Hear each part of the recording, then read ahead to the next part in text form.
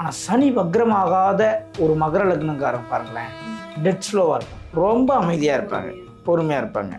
ஆனால் சனி வக்ரம் ஆகிட்டா வெளிநாடு செல்லக்கூடிய வாய்ப்புகள் மிக அதிகம். சனி வக்ரமாவது வெளிநாட்டு வாய்ப்புகளை கொடுக்கும், வெளிநாட்டு வருமானத்தை உள்ள கொண்டு வரும். ஒரு வித்தியாசமான ஒரு மனிதர்களாக வாழ்வாங்க. எல்லாரோடையும் இவங்க சேர்க்க முடியாது.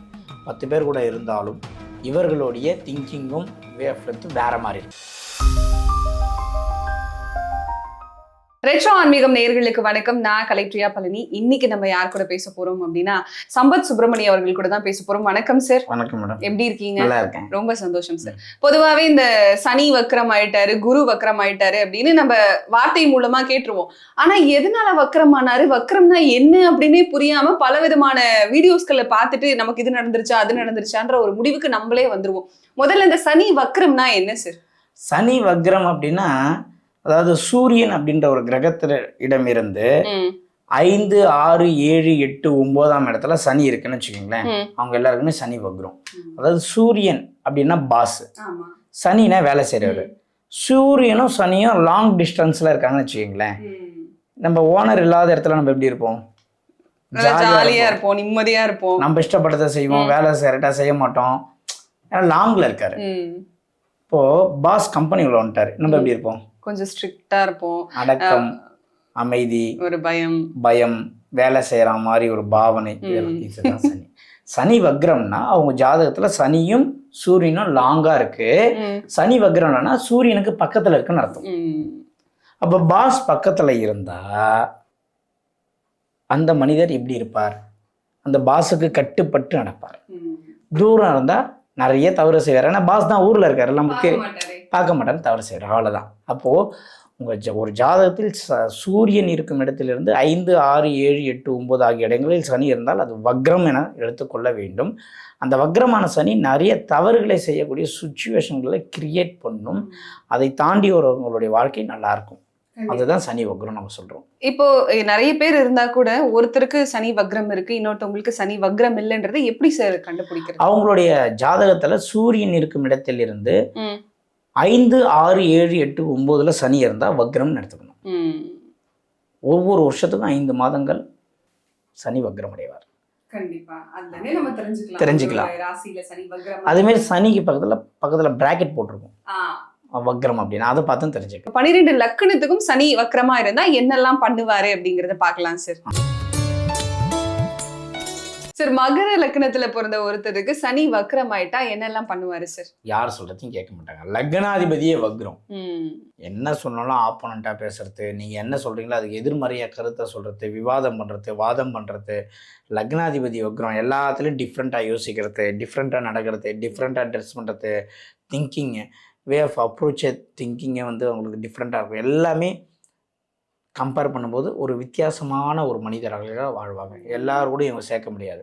10 பேர் கூட இருந்தாலும் இவர்களுடைய திங்கிங்கும் வே ஆஃப் லைஃப் வேற மாதிரி இருக்கும். தனித்துவமா தெரியும், ரொம்ப தனித்துவம். லக்னாதிபதியும் வக்ரம், 2ஆம் அதிபதியும் வக்ரம் என்பது எல்லாத்துலேயுமே ஒரு தனித்துவம் இவங்களுக்குள்ள என்றைக்குமே உண்டு.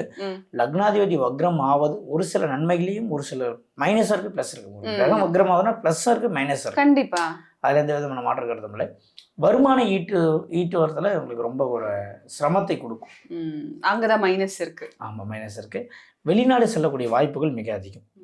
லக்னாதிபதி வக்ரம்னா வெளிநாடு செல்லக்கூடிய வாய்ப்புகள் மிக அதிகமா இருக்கும். அது மகர லக்னமாக இருந்து சனி வக்ரமாவது வெளிநாட்டு வாய்ப்புகளை கொடுக்கும், வெளிநாட்டு வருமானத்தை உள்ள கொண்டு வரும். இப்போ இவங்க என்னெல்லாம் பண்ணலாம் சார்? இந்த சனி ரொம்ப வக்கரமா இருக்காரு அப்படின்னு பண்றதுக்கு எல்லார்கிட்டையும் ஆர்கியூ பண்ணக்கூடாது. ஆப்போசிட்ல இருக்கிறவங்க என்ன சொல்ல வராங்கன்னு முதல்ல கேட்கணும், அதை மைண்ட்ல ஏற்றணும்.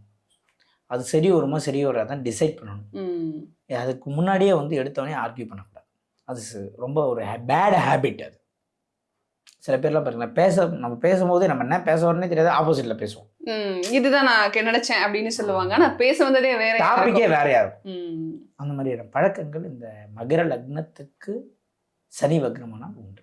கண்டிப்பா. இவங்களுக்கு வேற என்னென்ன பிரச்சனைகளை சனி கொடுப்பாரு சார்? சனி 2ஆம் அதிபதி வக்ரமாகிறதுனால வருமானத்துல நிச்சயமா பிரச்சனை கொடுப்பாரு. வருமானத்துல ஏற்ற இரவு, ஏற்றம் இறக்கம், டக்குன்னு பார்த்தீங்கன்னா இன்னொரு இடத்துக்கு போனால் அதிகம் வருமானம் வரும்னு சொல்லி ஜம்ப் ஆகி அங்கே போய் இதை விட அங்கே கம்மியாகி மறுபடியும் இதே இடத்துக்கு அசிங்கம் நினச்சி, இந்த மாதிரி நிறைய இந்த மகர லக்னத்துக்கு சனி வக்ரம் நிறைய விஷயங்கள் இந்த மாதிரி பண்ணும். இதுதான் உங்களுக்கு பெரிய பிரச்சனையாகவே இருக்கும். இதுதான் பிரச்சனை. மெயின் டிராபேக்கே இதுதான். அவசரம், ஆப்போசிட்டில் இருக்கிற விஷயத்தை தெளிவாக புரிந்து கொள்ளாமல் இவங்கள ஒரு முடிவு எடுப்பது இவர்களுக்கு மிகப்பெரிய ஆபத்தை கொடுக்கும். கொஞ்சம் தெளிவா யோசிச்சாங்க அப்படின்னா அவங்களுக்கும் நல்லது, அவங்கள சுத்தி இருக்கிறவங்களுக்குமே அது ரொம்ப ரொம்ப ரொம்ப நல்லது. முதல்ல ஆர்கியூமெண்ட் பண்ணது ஆப்போசிட்டில் இருக்கிறவங்க என்ன சொல்ல வராங்கன்னு முழுசாக காதலை வாங்கணும்.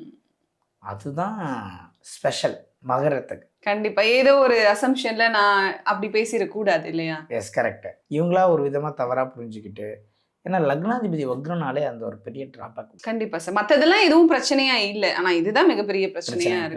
பிரச்சனை அந்த எதிராளி என்ன சொல்ல வராங்கன்னு கேட்டாலே, ஏன்னா உங்க வாழ்க்கைக்கு தேவையானது இன்னொருத்தர் சொல்லுவாரு, வக்ரமானது அது ஏத்துக்காது, வெளியே தள்ளும்.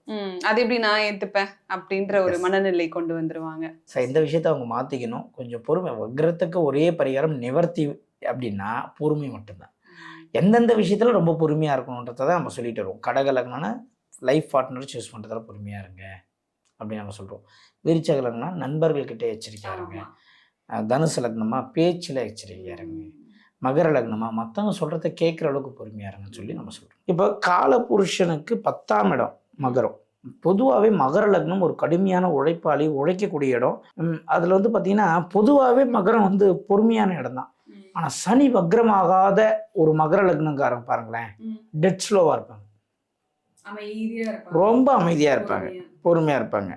ஆனால் சனி வக்ரம் ஆகிட்டா அப்படியே அந்த எக்ஸ்ட்ரீம் தாண்டி எந்த பொறுமை சொன்னமோ முயல் வேகத்துக்கு இருக்கு. சனி என்பது நீதி, நேர்மை, கண்ணியம், கட்டுப்பாடு இதெல்லாம் சொல்லக்கூடிய கிரகம். இது வக்ரம் அடையக்கூடாது. ஒரு நீதிபதிக்கு என்ன தேவை அப்படின்னா, தான் பிள்ளையே இருந்தாலும் மரண தண்டனை கொடுக்க வேண்டும் என்றால் கொடுக்கணும். அதுதான் ஒரு நீதிபதியோடைய வேலை. ஆனால் தனக்கு ஒரு மாதிரி மக்களுக்கு ஒரு மாதிரி நீதி வழங்குபவர் நீதிபதி அல்ல.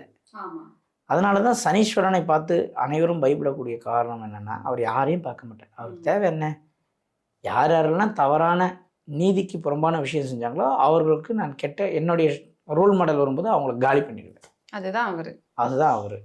அந்த நீதிமானே வக்ரம் அடைந்து விட்டால் இவர்கள் நீதி கடைபிடிக்கக்கூடிய ஒரு மனிதர்களாக வாழ மாட்டார். அது சனி என சொல்லக்கூடிய மகரம் மற்றும் கும்பம் எந்த வீடாக வருகிறதோ அந்த இடத்தில் அவர்கள் தவறு செய்வார்கள். அப்போது இந்த சனி ஒருவேளை வக்ரம் ஆயிடுச்சுன்னா நம்ம என்ன பண்ணணும், அதிகமாக நேர்மையை கடைபிடிக்க வேண்டும். சனி வக்ரமாயில்னா இவங்க இயற்கையாகவே நேர்மையாக தான் இருப்பாங்க. சனி வக்ரமாயிட்டா நிறைய காது கூறும். தவறான பிஸ்னஸ் பண்ணுறதுக்கு, தவறான தொழில் தொடங்குறதுக்கு, தவறான குறுக்கு வழியில் போகிறதுக்கு, இது எதையுமே இவங்க யூஸ் பண்ணக்கூடாது. ஏதாவது ஒரு வழியில் இவங்களே யோசிக்கலன்னா கூட இவங்களை யோசிக்க வைக்கிற மாதிரி சூழ்நிலைகள் நம்ம உருவாகும். அதை எல்லாத்தையும் இவங்க ஸ்கிப் பண்ணிட்டாங்கன்னா அந்த வக்ரம் நிவர்த்தி ஆகிடும். லக்னாதிபதியே வக்ரமானதுனால மகர லக்னக்காரர்கள் ஆப்பனண்ட் என்ன சொன்னாலும் கேட்டு உள்வாங்கி அதுக்கப்புறம் நீங்கள் ரெஸ்பான்ஸ் பண்ணுங்கள். இமிடியேட்டாக ரியாக்ட் பண்ணிடாதீங்க. பொறுமையை கையாளுங்கள் என்பது தான் நம்ம மகரத்துக்கு வலியுறுத்தக்கூடிய ஒரு விஷயம். இப்போ நான் வந்து இந்த சனி வக்ரத்தை பற்றி பேசியிருக்கேன். முதல்ல சனி என்பது ஒரு ஸ்லோவான கிரகம். அது வக்ரம் ஆயிடுச்சுன்னா ரொம்ப வேகமாக வேலை செய்யும். அது வேகமாக வேலை செய்யணும்னா எப்படி வேலை செய்யணும், உங்கள் லக்னத்துக்கு சனி எந்த பாவமாக வருகிறதோ அந்த பாவத்தில் அது வேகமாக செயல்படும். அதே மாதிரி அந்த பாவத்தில் அது உண்மையாக இருக்க தவறும். சனி என்றால் நீதி, நேர்மை, நியாயம், தர்மம், இந்த மாதிரி. வக்ரம் என்றால் இதுக்கு அப்படியே ஆப்போசிட். அது நீதி இருக்காது, நேர்மை இருக்காது, எதுவுமே இருக்காது. ஆனா சனி வக்ரமானவங்க தான் நீதி நேர்மையை பத்தி அதிகமா பேசுவாங்க. யாருக்கு எது இருக்காதோ அதை தான் அவங்க அதிகமா வெளிப்படுத்துவாங்க. கண்டிப்பா. இப்போ மேக்கப் போடுறாங்க இல்லையா, மேக்கப் போடாதவங்க தான் உண்மையான அழகானவர்கள். மேக்கப் ஏன் அதிகமா ஒருத்தவங்க போடுறாங்கன்னா அவங்களுக்குள்ள இருக்கக்கூடிய தாழ்வு மனப்பான்மை அதை வெளிப்படுத்துறாங்க. ஒரு கோழை ரொம்ப யார்கிட்ட போனாலும் சண்டைக்கு போவான். ஏன்னா அவன் கோழை என்ற எண்ணம் அவனுக்குள்ள அதிகமாக பதிஞ்சதுனால நான் கோழை இல்லைன்னு அவன் சொல்கிறான், காட்டுறான், தெரியும் நானும் வீரன் தான்றான். ஆனால் உண்மையிலே ஒரு வீரன் சண்டைக்கு போனால் சமாதானம் தான் படுத்துவான். முடியாத பட்சத்தில் தான் அவனுடைய தைரியத்தை காட்டுவான். அந்த மாதிரி அந்த வக்ரம் ஆயிட்டுனா ஓவராக நீதி, நேர்மை, சட்டம், ரூல்லாம் பேசுவாங்க. ஆனால் அவங்க உண்மையாக இருக்காங்களான்னு இருக்க மாட்டாங்க. உண்மையாக மாறணும், பொறுமையாக மாற வேண்டும். சனி வக்ரம் ஆயிட்டா ரொம்ப ரொம்ப ரொம்ப ஸ்லோவாக எடுக்கிற முடிவு எல்லாமே சக்ஸஸ் ஆகும். கண்டிப்பா சார். இதை தாண்டி வேற என்னெல்லாம் பண்ணலாம் சார்? 12 லக்னக்காரர்களுமே உங்கள் ஜாதகத்தில் சனி வக்ரம் ஆயிடுச்சுன்னா தூக்கி எறிஞ்சு பேசாதீங்க. டக்குன்னு வெட்டி ஒன்று துண்டு ரெண்டுன்னு பேசாதீங்க. நீங்கள் ரொம்ப நாலேஜபிள் பர்சன் நீங்கள் நினச்சிக்காதீங்க. உலகத்தில் உங்களுக்கு மட்டும் இறைவன் 4-5 இடத்துல மூளையை ஃபிட் பண்ணிட்டாருன்னு நீங்கள் யோசிக்காதீங்க. டெக்னிக்கல் வைஸ் நீங்கள் ரொம்ப டேலண்டான பர்சன் நினைக்காதீங்க. ம். ரொம்ப சுறுசுறுப்பாக ஆக்டிவாக நம்ம இருக்கிறோம், நம்ம தான் வந்து கிங்குலாம் நினைக்காதீங்க. ம். இறைவன் அப்படிலாம் நினைக்க வச்சு பின்னாடி உங்களுக்கும் ஒரு பிரச்சனையை ஒரு கொடுத்துருவாரு. ஆப்பை கொடுப்பாரு. கொடுப்பாரு. கொஞ்சம் நிதானமாக பயணிங்க, சேஃபாக இருப்பீங்க. கண்டிப்பா சார். சனி வக்ரத்தை பத்தி ரொம்ப தெளிவா இந்த 12 லக்னக்காரர்களுக்கும் என்ன நடக்கும், என்னவெல்லாம் பண்ணலன்னு ரொம்ப தெளிவா சொல்லியிருக்கீங்க. ரொம்ப ரொம்ப நன்றி சார். நன்றி மேடம்.